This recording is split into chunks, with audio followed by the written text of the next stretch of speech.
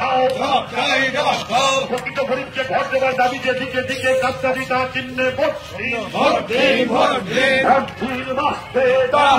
বাঁচতে সামনে 100 দিনের কাজ চালু করতে হবে, দাবিতে দিকে দিকে গাদ্দারিতা চিহ্নে ভোট দিন, অবিলম্বে সম কাজে সম বেতন চালু করতে হবে, দাবিতে দিকে দিকে গাদ্দারিতা চিহ্নে ভোট দিন, ভোট দিন বাঁচতে ভোট দিন লড়তে।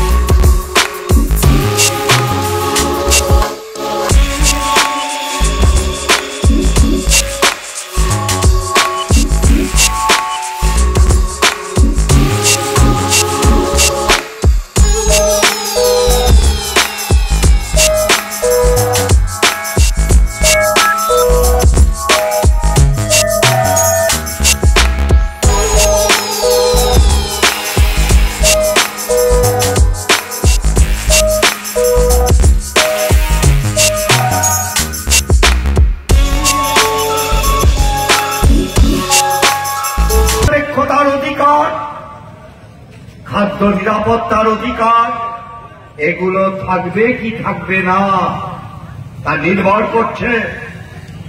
কারণ ভারতবর্ষে যে দলটা বিজেপি 10 বছর কেন্দ্রের সরকার পরিচালনা করছে তারা ইতিমধ্যে স্লোগান তুলেছে।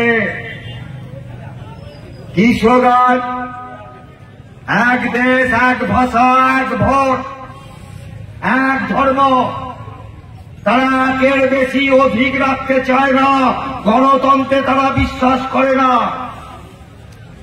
তারা বলছে গোটা দেশের মানুষের উপর হিন্দি চাপিয়ে দিতে হবে। তারা হিন্দুত্বের নাম করে ধর্মীয় বিভাজন তৈরি করছে, অথচ ভারতবর্ষের সংবিধানকে শপথ নিয়ে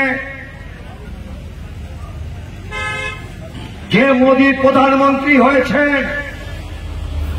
সেই সংবিধানকে তিনি চ্যালেঞ্জের সামনে ফেলে দিয়েছেন। ভারতবর্ষের মূল কথা ধর্মনিরপেক্ষতা, বৈচিত্র্যের মধ্যে ঐক্য, নানা ভাষা, নানা মত, নানা ধর্ম, নানা পরিধান, সেই বিবিধের মধ্যে মিলন মহান ভারতবর্ষ, যে ভারতবর্ষের জনগণ যুগ যুগ ধরে বৌদ্ধবাদকে মেনে নিয়েছে। আমাদের সংস্কৃতি বৌদ্ধবাদের সংস্কৃতি। এখানে খ্রিস্টান আছে, এখানে মুসলিম আছে, এখানে হিন্দু আছে, এখানে শিখ আছে, বৌদ্ধ আছে, জৈন আছে, কিন্তু আমরা সবাই মিলেমিশে ধর্মের ভিন্নতা থাকলেও, ভাষার ভিন্নতা থাকলেও, জাতির ভিন্নতা থাকলেও আমরা সবাই এক, আমরা ভারতবাসী। আজকে এই ভারতে ঐক্য,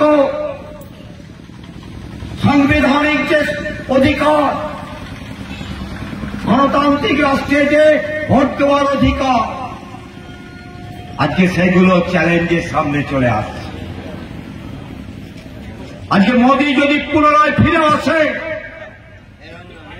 হিন্দুত্বের নাম করে, তাহলে যারা হিন্দু তারাও জেনে রাখুন বিপদটা শুধু সংখ্যালঘু মুসলমান, খ্রিস্টান, শিখ তাদের না। আসন্ন লোকসভা নির্বাচনে রাজ্যের প্রতিটি প্রান্তে বামফ্রন্ট প্রার্থীদের জয়ী করুন।